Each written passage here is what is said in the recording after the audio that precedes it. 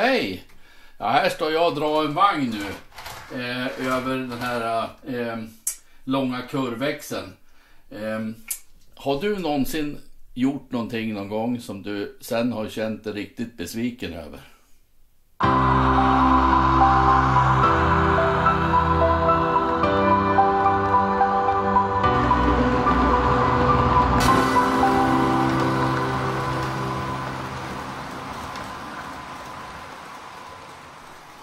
Välkommen till Kents H0 och ett nytt avsnitt. Det här avsnittet kommer kanske inte handla om att det ska byggas någonting, utan det kommer förmodligen att handla om precis tvärtom. Jag ska förklara. Den här växeln, långa kurvväxeln som jag pratade om i förra avsnittet, som jag har bytt ut, den växeln är jag inte nöjd med på något sätt. Det är ju så att den är ju felkonstruerad, skulle man kunna säga. För vissa kanske den fungerar ganska utmärkt, men det är så här att eftersom den är så pass lång och har en ganska så lång radie, både i rakläge och i sidoläge, så innebär det att då har de gjort en liten kompromiss där så att säga vingen strax innan själva hjärtat då. Den vingen är då på ett sånt sätt så att när vagnen kommer precis över den vingen och ska just nå hjärtat, då går ena hjulet, alltså det hjulet som är närmast hjärtat, den går ju då ner på en platta som är liksom under själva rälsen och transporterar sig på plattan då fram till hjärtat. Det där funkar ju riktigt bra säkert om det är så att man har likadana hjul på alla vagnar som har exakt rätt flänshöjd. Men det har ju inte jag, utan jag har ju olika. Och jag har ju ändå varit tvungen att byta en hel del hjul eftersom jag har ju haft också en massa gamla lima och sånt där som absolut inte fungerar på kod 83. Så därför så har jag ju bytt ut också hjul. Och det här är ju någonting som jag känner att jag måste fixa till. Eftersom det är ju så att det som händer, det är ju att har man då vagnar med ganska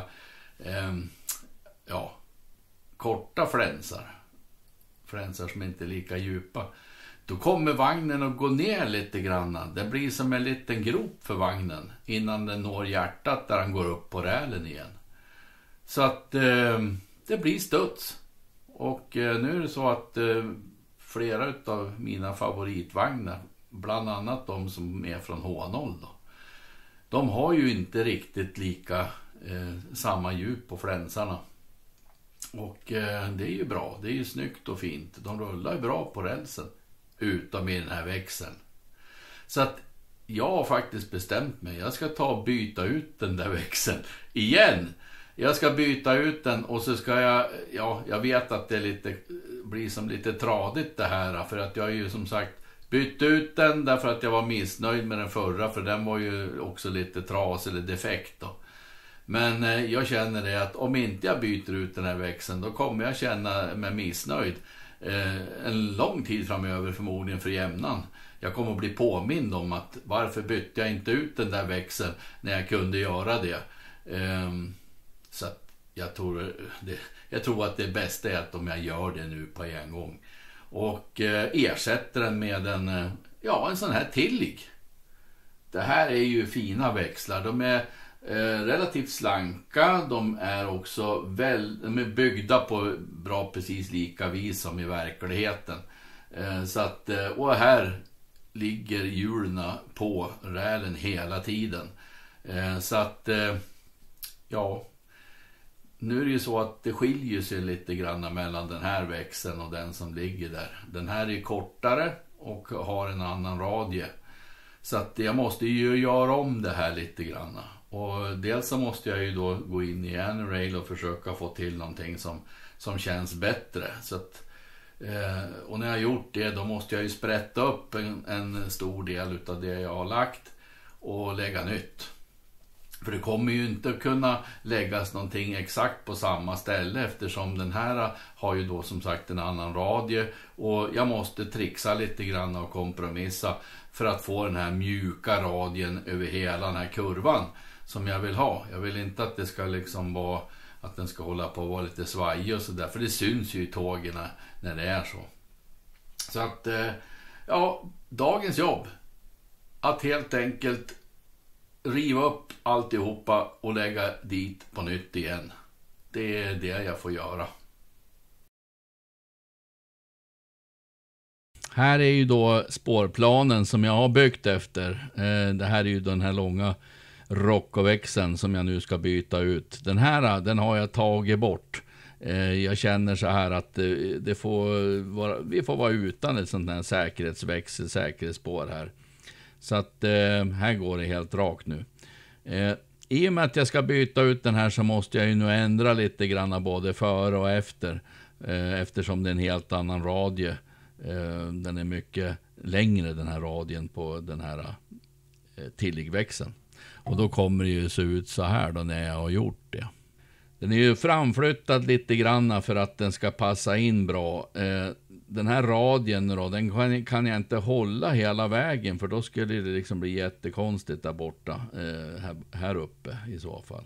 Så därför så har jag tänkt att om jag flyttar fram den så kan jag behålla radien något sån här som i början här, och sen så blir radien mindre och mindre och mindre för att sen bli större igen mot slutet här. Då får jag en mera linjär kurva, och anslutningen blir också väldigt fin.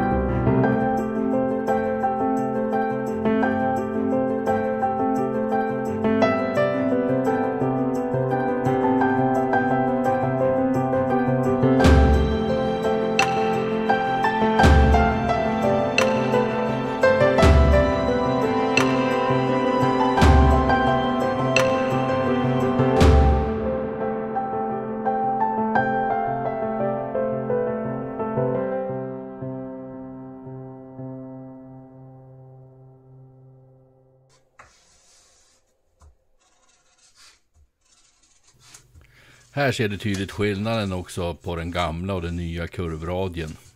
Den gamla kurvradien var väl kanske den man skulle vilja föredra egentligen. Men det finns inte kurvväxlar, åtminstone inte på den svenska marknaden, som passar in och som är likvärdig den där Rocco-växeln. Så att jag hade inte så mycket val. Precis som jag sa så måste man ju kompromissa. Och det är det jag varit tvungen att göra nu. Och dessutom så att inte använda sig utav en sån här mall utan att lägga dit rälsen på frihand. Ja, jag har ju provat det några gånger och det kan ju, ibland så kan det ju bli bra, men ibland så blir det tyvärr då att ögat har lurat den lite grann och då får man ju göra om det och ja, det är ju lättare att göra så här och det blir bra på en gång.